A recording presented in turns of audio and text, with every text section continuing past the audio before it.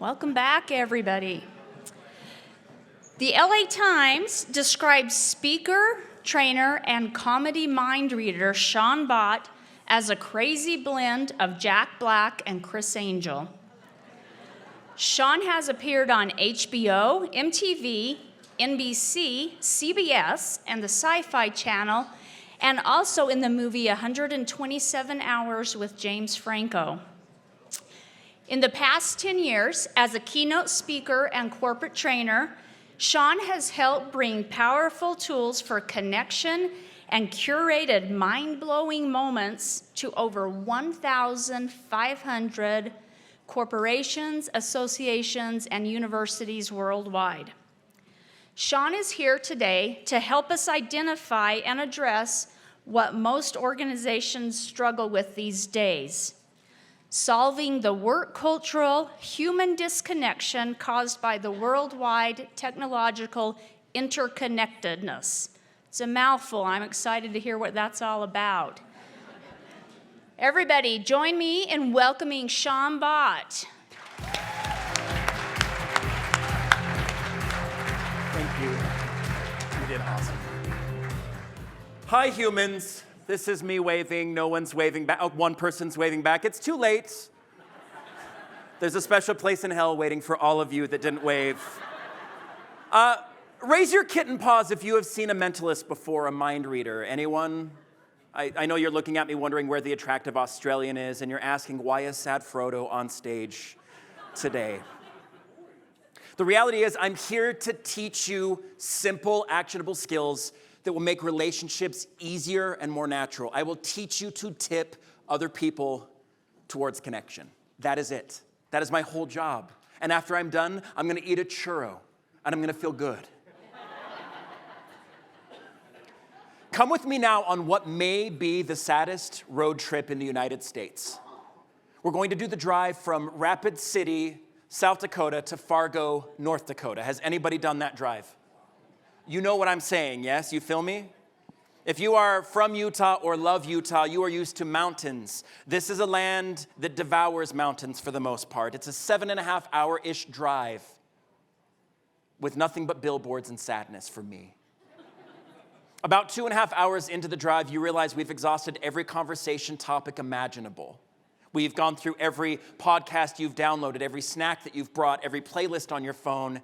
And then you see your first road sign, your billboard, for something called wall drug. And you think, wow, that sounds strange and slightly illegal. 130 miles later and well over 200 billboards for wall drug, you think it now sounds like the Disneyland of the Dakotas. And you make me stop, and we stop, and you go in, and you need to use the restroom because that's the nature of road trips. And you go to the restroom and you realize the bathroom door is surrounded by taxidermed animals. It is intimidating. This cougar just staring at you. After you return to feeling human, you realize you're hungry. And we all make horrible food choices on road trips. But you make a reasonable horrible choice. You want to go for something that satisfies. The oldest, most consistent selling candy bar in history, Snickers. And you reach into the Snickers box and you realize it is empty. You try to keep your cool. You now reach for share size, or as I still call it, king size, because I kind of like royalties sometimes. And you realize it's empty. You try not to freak out. You think, I'm going to go for Snickers with almonds. Nope. Snickers with peanut butter. Nope. In a fit of desperation, you're willing to accept Snickers with hazelnut, which is really rare, or Snickers with brownie, which no one has tried. No one has ever eaten it. All gone. And you realize the only thing waiting for you there in your hunger and need is Snickers White. Has anyone here had the Snickers White experience? It is disgusting. I try not to say something is absolute evil, but there it is. They have taken the milk chocolatey cloak that ensconces the Snickers, and they put either dried Elmer's glue or Play-Doh on top of it. It is mouth sadness. And instead of something that satisfies, you're left feeling hungry, sad, and mildly pissed off at me. I share that story for one reason. So often in the world today, what you need are Snickers moments. You need things that will really satisfy you, things that will really feed you. And so often you get Snickers white moments. You're left feeling empty, sad, alone, isolated, frustrated, anxious. So often what your teams need are Snickers moments. And what they're left with are Snickers white moments. And so often what your clients need, me being one of them, I bank with you all. Yeah, there you go. You can log in and see the 42 cents in my business account right now. So often, what your clients need, the people that you serve need, are Snickers moments, and they're left with Snickers white moments. My goal is to teach you to never give those kind of moments, but rather to give things that really satisfy. And it's pretty simple, and it comes from a background and a world where I have lived for 15 years as a professional mentalist, and the reason I succeed as a mind reader for clients like Dell and Google and Disney around the world is not because I'm phenomenal. It's because my shoes are. The reason I succeed is because I'm warm consistently. That is the strategy I'm going to teach you, is how to be warm consistently. In fact, what's interesting is this. Before we begin that process, I need you to know warmth has to start with yourself. It has to begin with yourself. If you're not doing something for self-care every day, you're setting yourself up to fail. There are days I drop words of comfort on myself like falling leaves and remember that it is enough to be taken care of by myself. If you don't have your own back, you do not recharge and you cannot give to your people. Whether we're talking about inward facing at work to your teams, whether we're talking about people you manage upward and downward at America First Credit Union, or whether we're talking about prospective clients or the people you care about the most in the world. If you feel empty, it's because you're not taking time to take care of you. I need to share a dark secret. This is my towel rack, or was my towel rack in my home for 2 years. This robbed me of about 2 hours a day of peace. Anytime I would step into the bathroom, look around, across the hallway in front of the bathroom, I would see this towel rack, and it would drive me nuts. Those holes in the wall right here, those were my attempts to remount the towel rack, which tells you, those of you that just laughed at my pain, I will slide tackle you after this. And I will lose in a fight because I have fragile bird bones. But the thing is, we now know Sean can't use power tools. This is actually a plumb line, if that helps. That is the straight line there, and if you're a nerd, you can calculate the angle between all of that. 2 years of my life, I collected almost 2 hours every day in bits and pieces here and there, giving away my personal power until one Saturday I said, enough. Followed by some expletives. And then I took 45 minutes of my time. Yes, it took me 45 minutes to fix it back up off me. And I mounted a towel rack that was plumb, that was straight, that could hold almost 60 pounds. That's a lot of towel. What I found after doing that was those 2 hours a day of frustration were gone. I regained that personal power. And so often, in both relationships and management, we have communicative towel racks. I wish I could unspeak that phrase, but it's out there now. The truth is, we have little things that if we can adjust and just sit down and work on, life becomes so much easier. Giant doors turn on small hinges. And sometimes we get lost with the 25 goals and objectives we're focusing on this quarter, or how everything is integrating with our massive goals as a corporation, when those are fantastic. But often, the simple steps done consistently lead to the change we need. I'm going to teach you the 3 steps of connection. And this was born and learned on the trade show floor. Raise your hand if you've ever been on a trade show floor. Anyone here? Every hell imaginable. exists on a trade show floor because you are competing with so many distractions. You are competing with companies that may have spent $3 to $5 million on a booth in larger trade shows, and they're giving away small Teslas, and you're handing out petrified Tootsie Rolls and wondering why people aren't stopping to connect with you. But guess what? That's an archetype for what we're all struggling with right now and what your people are struggling with. And if you are hemorrhaging people at different times, if attrition is a pain point for you, it's a pretty similar feeling. And so I had to learn to become good, to stop people in their tracks no matter what competing offers, no matter what noise or difficulty or uncertainty was facing me day to day. And I became pretty good at it. I'm going to teach you to interrupt negative expectations. I'm going to teach you to introduce yourself and interact with others as though they're treasure and not trash. And I'm going to teach you to inquire in ways that make people feel understood. Because as soon as someone feels understood by you, you've unlocked that person. Raise your hand if you've heard of discretionary effort. Discretionary effort is the part of an employee that they either bring to work or they leave at home. It's the part of them that makes them incredibly good with customers or terrible with customers. It is this seesaw of energy and emotion and warmth and enthusiasm that they either bring, that you inspire in them, or they leave and you never see it. When you can do these 3 steps consistently, you'll help people bring their discretionary effort to work almost daily. Interrupt. This is such an odd thing to begin with, but raise your hand if you've wondered what people think about you when they meet you for the first time. Anyone? Research shows that people ask themselves one question when they meet you for the first time, and that question is this: are you a threat? We go immediately into threat assessment mode, and I'm guessing some of you may have been involved in some people's onboarding at some point in life. Do you ever get that vibe from people when they're coming in for the first time to join a team, that there may be some threat or some timidity to them? Raise your hand if you're feeling that. No one? You don't think? Okay, everybody's like really cool and happy as soon as they, okay, that's okay. It's all good.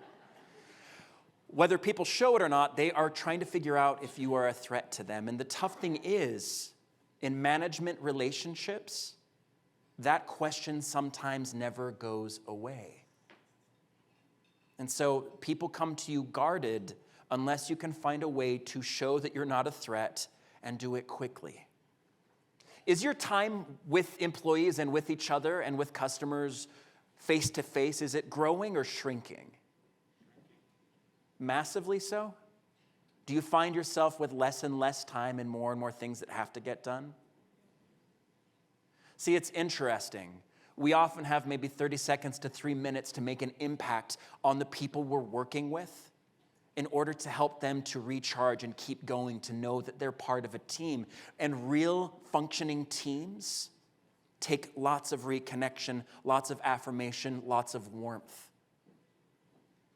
So rather than trying to prove that you are not a threat to your employees, to the people you manage, to your customers, that's a losing game. Friend in the Nike hoodie, if I were to try to prove to you that I'm not a threat, that is a very long process. That is a weeks, months, or years process, mostly because of my shoes. But the truth is, I'm coming up against your walls, your barriers, your past experiences, and negative expectations. We don't have time for that. We do have time to make an impact quickly, and this is how we do it. Your hoodie is amazing, by the way. Did you get it at a Nike shop, or where did you get it? My wife dresses me. And my wife clearly does not dress me. What's your name? Troy, for everyone here. We just did it. The skill that we're talking about just happened. There are 2 paths to short-circuiting people's threat assessment or getting past their barriers. We gave a genuine compliment to Troy. And genuine compliments for people you're meeting from the first time are often going to be surface level, unless you've taken the time to research that person, which if you're in an onboarding situation with a new employee, I hope that you've taken the time to look at their CV, interview them, talk with them, and people that have known them, so you have 2 or 3 great things to say about them, not just work-related, but knowing what they love, the things that they're great at, the way that they show up. By giving Troy a genuine compliment, it stops someone in their tracks. It really does. Imagine if each of your personal bankers, when customers are stepping up, were to give a genuine compliment. It may be something surfacey. It may be like, your glasses are awesome. I'm jealous of your choices. Teach me, right? Imagine each of them stopping customers as they step in and giving them a piece of warmth rather than an awesome piggy bank or a sucker. It changes things. And people go back to spaces where they feel warmth. And a compliment will stop complete strangers in their tracks. I can't emphasize this enough. I am brought into spaces I clearly don't belong. I'm the proud owner of a 2013 Prius. There, I said it. And I'm brought into spaces where people's cars cost more than my house. I'm not kidding.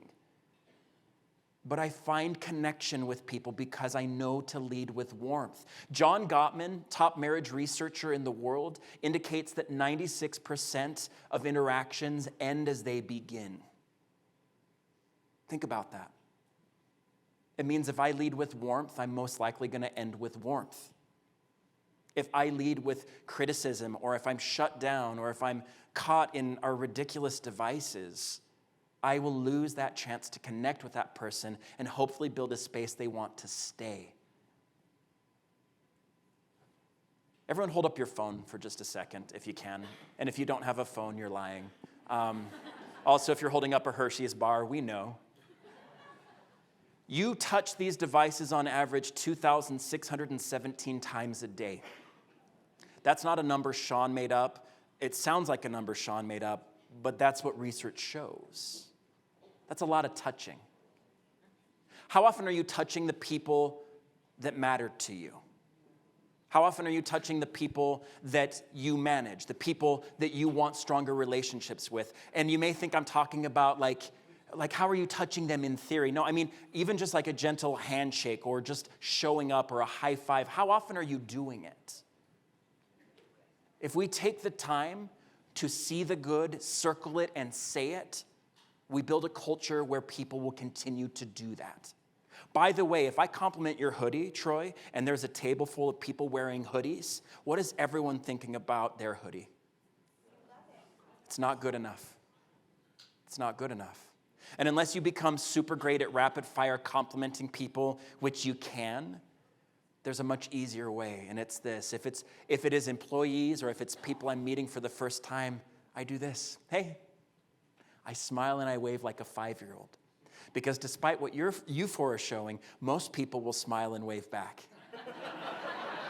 And you may think, that's not true, but think of the last time you were walking in the mall and somebody smiled and waved at you and you smiled and waved at that stranger and you realized they're not smiling and waving at you. They're smiling and waving at someone behind you.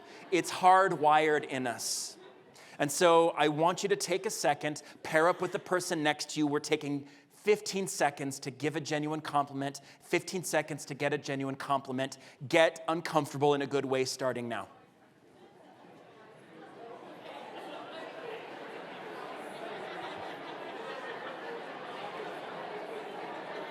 What was that like? I want 2 thoughts from opposite sides of the room. What was it like to get a genuine compliment? Anyone over here, one person, friend in the white hat who doesn't want to talk, what was it like?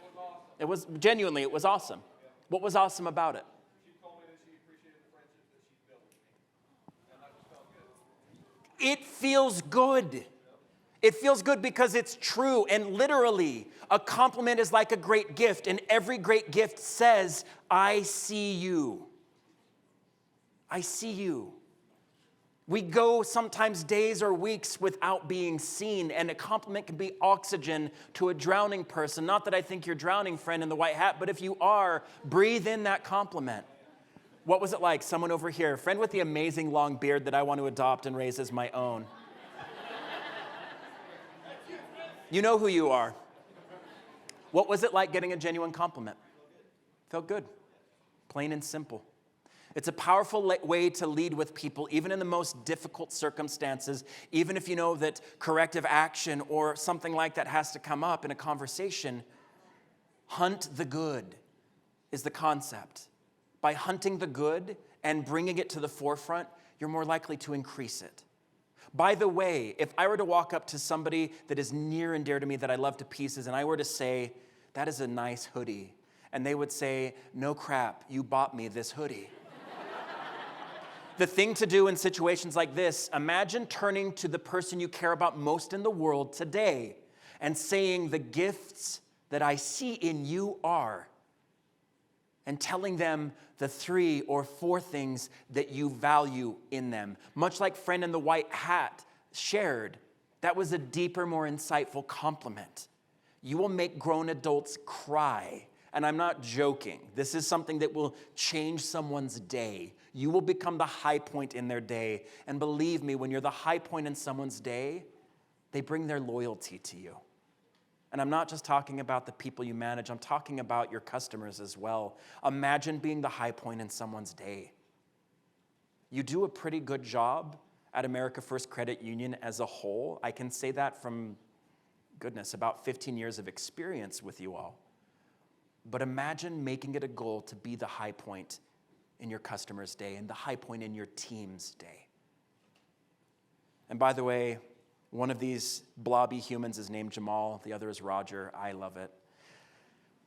Now, introducing, and by the way, before we roll to this, I need to interrupt this for a moment. Friend with the coolest sweater, cowl necky thing that's not looking at me. That was like deliberately not looking at me. Can I borrow you for a moment? Would you come up here as people do this with their hands?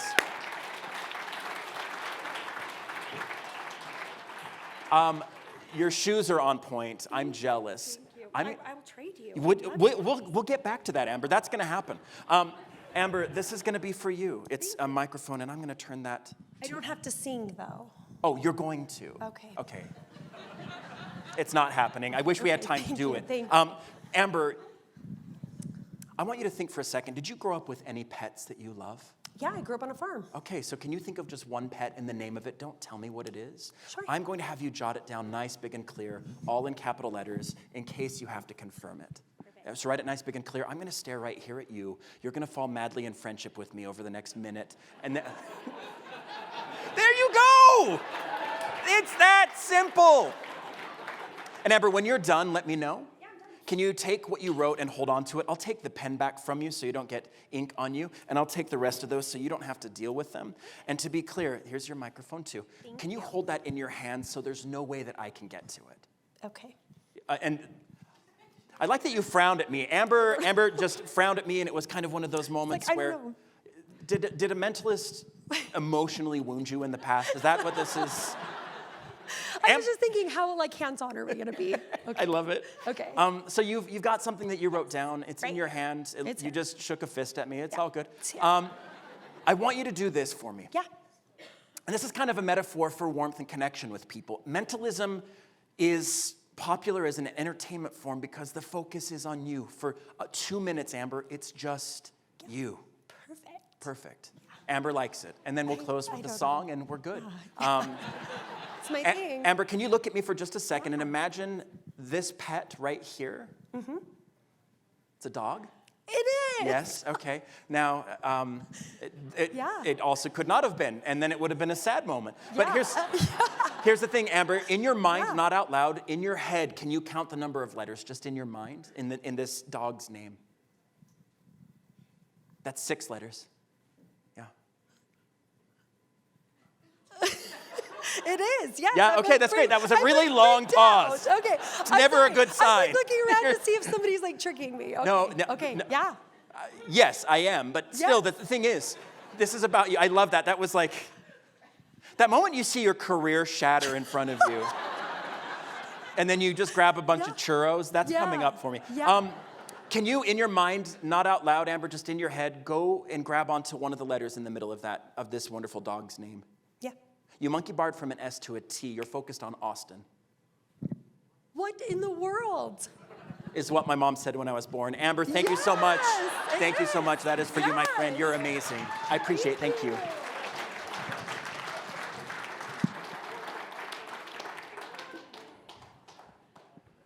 That was a snippet. Seasoning snippet. So what's interesting is that kind of moment, though you probably won't be doing it as a mentalist, you can make that kind of impact with warmth, with your people. See, Amber, you're gonna walk away from this moment, and chances are you'll think of dogs, you'll think of me, which I don't know how I feel about that, or you will look back and you'll probably keep that business card for a while. I've had people come up 10 years later with my business card in their wallet still. That's crazy. That's dumb. And that's powerful. Your greatest differentiator as a company and as a manager in this company is your relationships. Because there will always be a competitor that can outperform you slightly with a product or service that they're offering that you have no control over. But if you can shift your relationships from being transactional to being authentic, you will have the 20, 30, 40-year clients. And you will have the 5, 10, 15-year clients.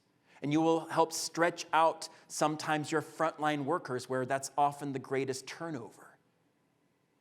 Even if you can just stretch out by a third the duration of some of your front-end employees, the savings is huge. And you help to build just a more stable environment where people want to belong. Now, on the note of, I'm not allowed to have nice things, I almost walked off without this control. Introducing ourselves to people. This skill set is so strange and I hate it. This is how not to introduce yourself. Hi, I'm Sean Bott. What's your name? We do this. We do this with our head. We shake no. We mumble our names. I sounded like Shabbat, which is awesome. And it's not my name. We mash our names up into this just unrecognizable word that people can't unpick. And we start the energy off wrong. Friend in the amazing yellow hoodie? Yes. You don't have to come up here. That was Amber's experience. Yours will be different. I'm Sean Bott. What's your name? Candace. Good to meet you, Candace. Now, outside of Candace harpooning me with a no, that introduction I just gave will make my name stick with Candace. It's a way so that Candace will see that my name is treasure and not trash, and Candace will give her name as treasure and not trash. So often we throw around our names as though they don't matter, and I can tell you, if you know someone's name and you use it with warmth, you release dopamine in their brain, the same chemical that person gets when they order something off of Amazon and are waiting for it to arrive. I want to be that. I want to be that in people's worlds. I want them to be excited when they come and interact with me. I'm going to break down the process that just happened here, and I wish that were my hair. 1, a pause between your first and last name or NAM, as this slide appears to be saying right at the moment. I own my mistake, and I love it. By putting a pause between your first and last name, or even putting a pause around your name, you're showing someone subconsciously this matters. So instead of being Sean Bott, I'm Sean Bott. I own my name. I highlight it and I bold it, and I don't get asked, what is your name, nearly as much as when I jarble it and throw it at people. And by the way, if you're not giving your full name, hi, I'm Sean. I'm nodding, I'm grinning, I'm pausing, because you will remember this. And the thing is, when you do this, people will give you their names in ways that you remember. And that's powerful. Oh gosh, it's a good feeling walking into a branch as somebody who has an account with America First and having people know my name before I put in my card. Hey Sean, how's it going? I'm super excited to be there. Now, the triple nod. This is a tool. If you take anything, please take this today. I nod like a bobblehead. I nod like a bobblehead whenever I talk with people. I nod a lot. A triple nod is what you do when your favorite meal comes to your favorite table at your favorite restaurant and the waitstaff asks, whose is this? And you nod. You triple nod when you're opening a gift that you've wanted for so long, and it's a piece of you, and it's there, and you're so excited. You triple nod when a great friend who's been struggling for a long time has awesome news. You single nod when you want people to shut up, get to the point, or are pretending interest.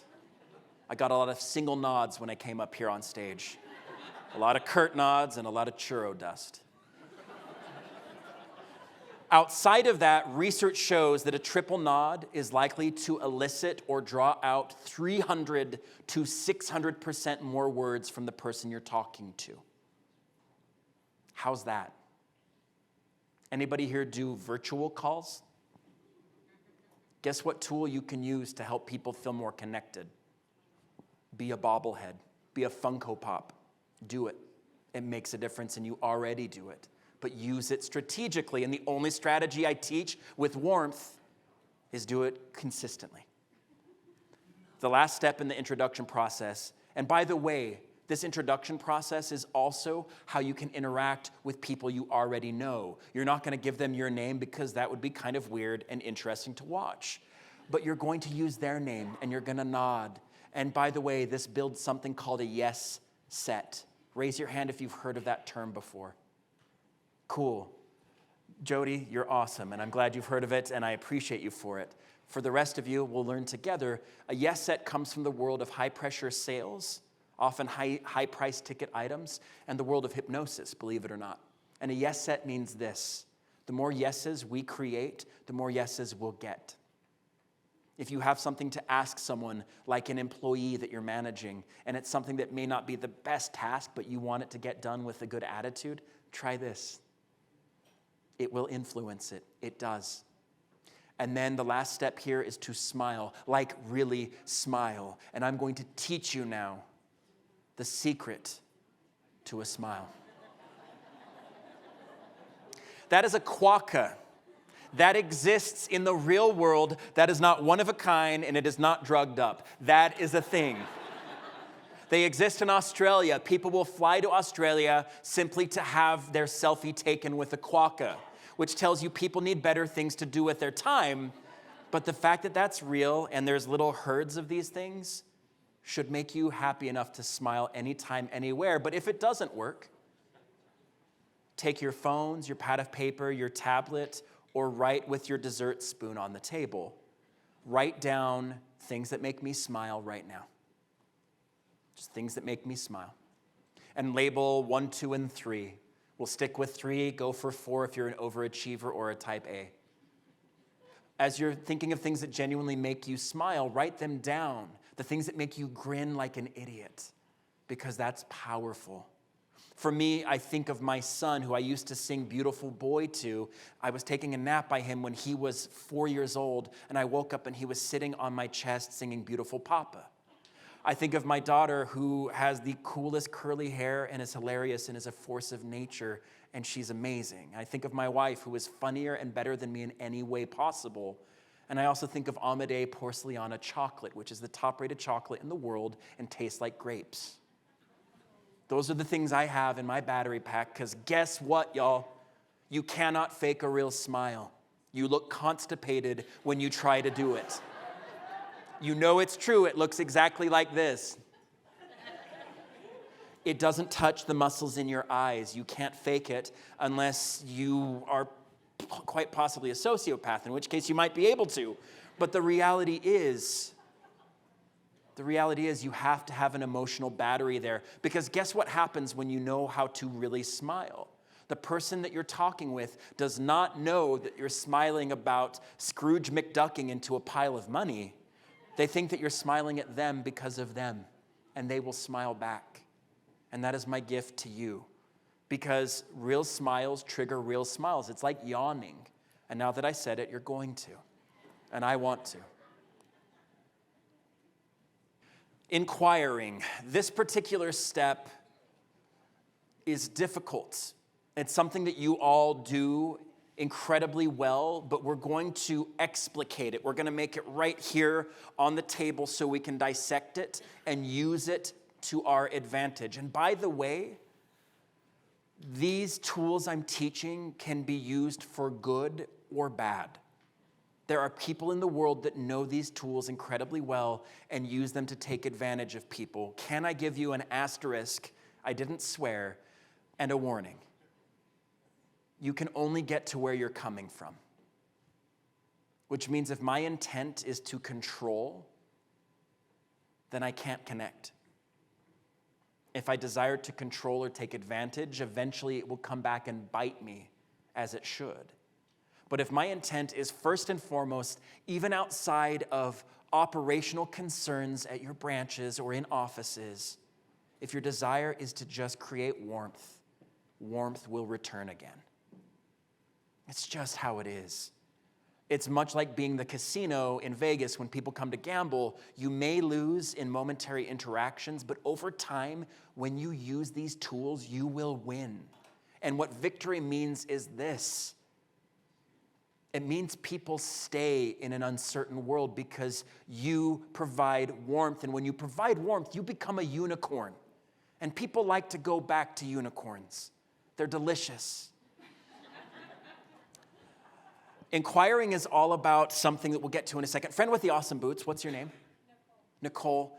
Nicole, can you tell me something about you? Just something that you're excited about, maybe in the next 2 months. I'm hoping to go to Hawaii. Where in Hawaii? I don't know, I've never been. Okay, I love that. So are you setting it up in the next couple months, you think? I love that you're just kind of shooting from the hip and you're just making it happen. I'm excited to hear where you go. By the way, we just did the skill set. It's simple, and by the way, you're usually not going to do it from like 30 feet away with complete strangers. But here's the thing. By mirroring you, Nicole, I did something interesting. When we mirror people, and I'll unpack what that is, mirroring pushes on the reward center of the person you're talking to in their brain. They feel like they're achieving something. They feel understood. And that is how you begin to get people to lean in. It's very simple. By the way, mirroring, as you can read here in this definition, it's matching people's breathing, their body language, their tonality, and facial expressions, all with a 3-second lag. The reason we put a lag, Nicole, is this. If I do exactly what you do as you do what you do, you think, stop copying me. And then I say, stop copying me. And then we've begun an infinite hate whirlpool that ends in disaster. But by pausing for 3 seconds as somebody's talking with you and you begin to mirror their body language, you become invisible to their conscious mind. Their subconscious mind thinks that person is me and starts to relax and proves that we're not a threat. Troy still isn't believing me. He thinks I'm a threat, but here's the thing. This is how we begin to soften people up. This is how when you have, for instance, when you have customers that are having a really rough time, this is one way to help them just relax a little bit because they feel understood. Can I tell you one little nuance that may help here? Feeling understood is not the same as being understood. They're very different. We always seek to understand if we want to connect. That's something always a good thing to work for, that mindset. But the problem is, I will never understand Troy as much as I try, because Troy is always changing moment to moment forever. And Troy sometimes doesn't understand Troy. And now this feels like a group therapy session. I need help. That's it. Troy's, get me out of this hoodie. But the truth is, by me seeking to understand you, it puts me in a curious mind frame, which is very helpful. But not only that, I can make you feel understood instantly. That is not the process of a lifetime. I can create that feeling as though you're understood, and I do it through mirroring. I do it through warmth. I do it through triple nodding. I do it by remembering your name and singling you out in front of hundreds of people. But the reality is, when we do these things, people feel understood, and it's powerful when people feel understood. We go back to people who we feel understand us. We stay at companies that we feel understand us, and it's not rocket science, and it is not incredibly difficult, and you already do it. So please do it consistently. You're going to pair up with the person next to you, and we're going to do this exercise again. If you want a gold star and bonus points and an additional churro, run through the compliment, run through introducing yourself, and run through mirroring. Starting now, we're taking one mitten. Everybody pull it out. 1 full minute starting now. What was that like? What was that experience like? Raise your hand if that was awkward. Can I maybe unpack why that's awkward? Though we all do this step, though we all take the time to mirror each other naturally, we don't talk about mirroring and then try to mirror each other in a way where it's not noticeable. But I will give you an example. This happens to each of you every day. Think of the time that you were sitting with someone or talking with someone, let's say at Starbucks, and you were talking to the barista there, and you were just laughing with each other, and you both had the exact same posture, arm fold, tilted the head, and you started giggling, and then you realized, wait, we're doing the exact same thing, and this is so weird. Right? We're hardwired with things called mirror neurons, which essentially predisposition us to wanting to do the same thing as the person across from us. When you hear somebody telling a story and you're really listening, the same parts of your brain light up that are lighting up in the storyteller's brain. Further than that, your brain starts to light up in another zone that's attempting to predict where the story is going. You want to understand. We need to understand. It's about survival, and it's about thriving. We talked a lot about what mirroring does for the other person. Can I be sneaky? Do you want to know what mirroring does for you? Ignore the top line there that says mirror, mirror, and imagine it says active listening. It compels you to be interested in the other person. It's no longer about you or what you need to say in the next moment. And it's powerful. Can I be honest about something? My marketing sucks. It does. I have good performance marketing. My speaking marketing is still something under construction. My sales flow process is something that is always under development. I have a career and I have a house because I'm warm with people. Because I try to be the least headachy part of their day, and I try to outperform their expectations. And because of that, I get referrals, and I get work that, frankly, at times, I probably shouldn't have. But the greatest differentiator in any business is the quality of your relationships, internally and externally. And gone are the days where we had the luxury of just casting a wide net and attracting amazing employees. Amazing employees are made. They're not hired. You can see a lot of the opportunity with people that you're interviewing, a lot of the gems covered with rock, but the reality is you foster and grow that yourselves. And beyond that, you're in a tough field for that at times. Attrition has always been a problem, but it's definitely more so now. And you can't answer the uncertainty that people are dealing with in the world, but imagine that you are predictable, consistently warm. I love people like that. I don't have enough people like that because the world right now is so brittle. We love to hate. It's so easy to be right and to have someone else be wrong, but the truth is, if you want to unlock people and the best that they can bring and the best in yourself, you have to set that down. Otherwise, you repeat the same pain process, run through the same issues, and find yourself stuck in a loop. And it's really tough. It's a lot like Groundhog Day with no Bill Murray in it. Because I have a couple of minutes, I want to share just a couple of self-care elements for you all. Is that okay with you? And before we launch into it, is there any questions at this point? Does anyone have anything they want to throw out? Like Sean, make better choices. Okay. If you can seek to make people feel seen, heard, felt, and valued, that's an incredible mindset that will shift your relationships from transactional to authentic.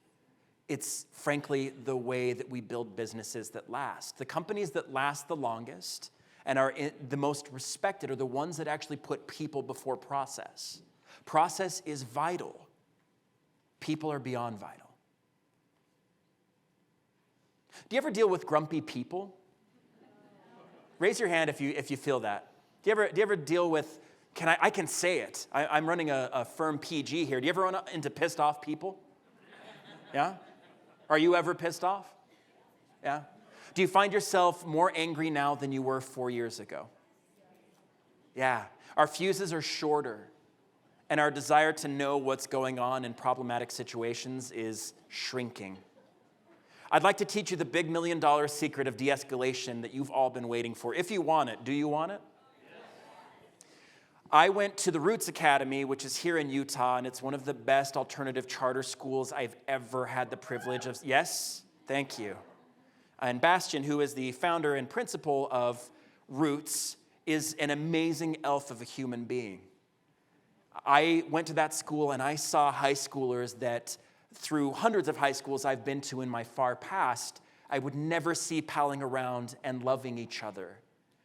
I saw kids that would normally beat the crap out of each other in a lot of different settings, having their arms around each other and caring. It was awesome. It's kind of what I hope for the United States. I hope at some point we can all do that. It was amazing to witness. And I said, Bastian, you don't know me, but can you tell me the secret of de-escalation? And he grinned and was so happy and said, I love de-escalation. And that to me was weird. He says, I will get parents at times coming in here that are swearing at me, freaking out at me, that are highly aggressive, and they will leave in tears because they've been heard. He said the big secret of de-escalation is that you have to de-escalate yourself first. You have to take the time to set your stuff down, to give yourself some of that warmth I've been hammering nonstop. Because if you don't, you can never de-escalate other people. It's a powder keg scenario. Because again, most conversations end the way they begin, unless you're the person that changes the trajectory. By the way, the one emotional state that we don't mirror people in is when they're escalated. Why? It builds. When we're mirroring people, it has the effect of often magnifying what's going on. So when people are in happy states, if you're mirroring them, they start to feel happier and happier. You can create drunk happy people by mirroring them and appreciating where they're at. But you can also create scenarios where you're missing a tooth because the person across from you is not in a space to be mirrored.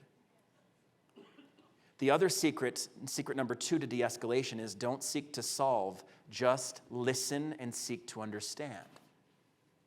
I speak a lot in the risk management and insurance space where people are consistently dealing with very frustrated, terrified, traumatized people that are highly escalated. And the fact is, even in that space, people often don't want you to solve their problems or their circumstances. They want you, especially as a manager, to hear and use their exact words when it's appropriate and possible. There was a research study done in the Nordic equivalent of Chili's, which is sad because it means in Norway there's an equivalent of Chili's, where wait staff, their tips were measured on one particular factor. There were 3 words for beer that were used, and the wait staff that would reflect an order back using the exact same word for beer instead of one of the other 2s received tips that were at least 50% more than the wait staff that did not use the same words. Words are powerful. So if somebody says to me, I'm super pissed off, I don't say, you have the grumps, don't you? I say, I hear you're super pissed off, and I understand that's really tough. Seek to go there emotionally with people in the ways that you can while still holding on to your balance and sanity. Relative to self-care and self-compassion, you need to find time in your day to give yourself a break, even from your work tasks. If you can disconnect from everything, especially your devices, for 5 minutes a day, and check in with yourself, That is one way to de-escalate yourself for the day. Create a playlist that you love. The 3 or 4 things you wrote down that make you smile, live in them and marinate in them a bit. I use the phrase hunt the good. That comes from a grief researcher who is amazing, and she was hired by the military to help with programs that helped our military service people reintegrate into civilian life. And the term hunt the good was one of their key tenets, and I love it. The good in the world today is not apparent unless you look for it. And unless you highlight it, you circle it, you appreciate it, and you report it and allow it to change you. But when you do those things, the load becomes lighter.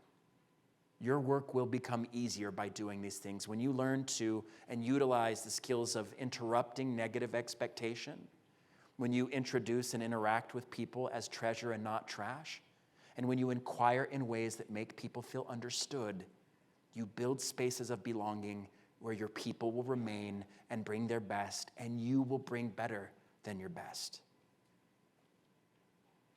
Friend in the gray hoodie, can I borrow you for just a second? And friend in the, you know what? Friend in the blue jacket, can I borrow you? Would you give these humans some applause as they come up here on stage?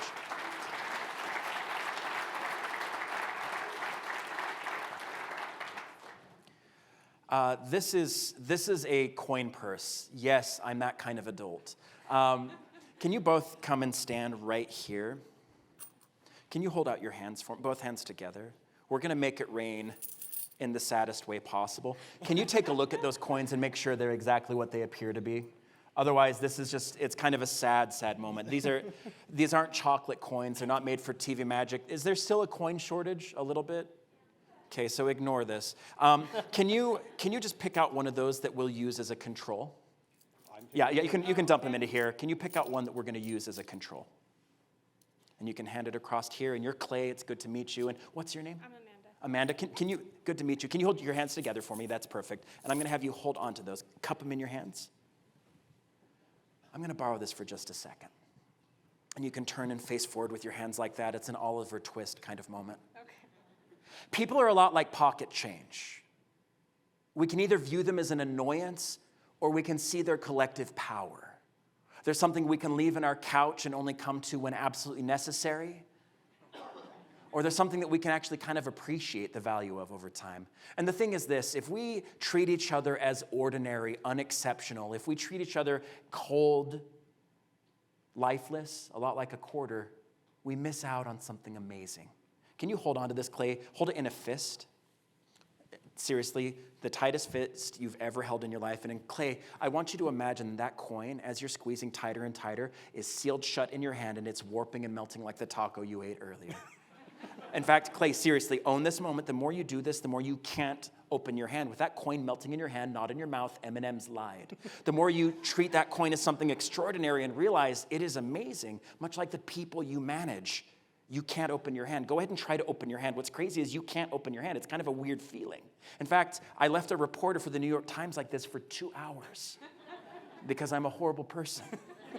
But just like this, open up your hand, turn it over, now you can. Nothing happened because I said this was a control. See, this was a good beginning, but we have to commit more with warmth and connection. Do you two know each other? Can you give a compliment to each other?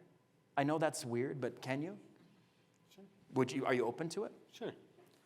And I think that you're a great market manager, and I look up to you as one. I love it. Can you give a compliment? Clay, I have heard and witnessed your ability to connect to your employees, and I think that is fantastic. I love it.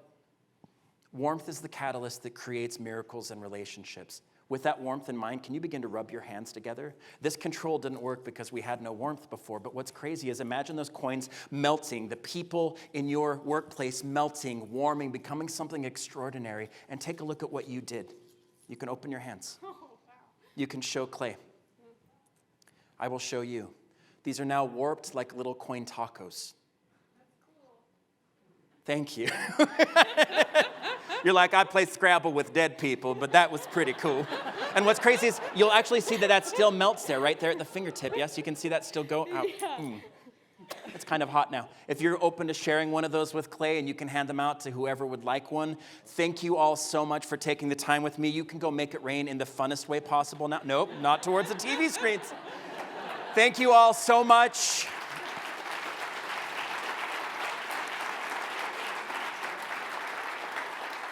And before we bring things to a close, I'm going to just ask, is there any questions that I can answer? Does anyone have any pressing anything? These are John Varvatos tasseled white shoes. They were $75 instead of $600 because I drive a 2013 Prius. Thank you all so much. Keep doing good things. Thank you for having me out.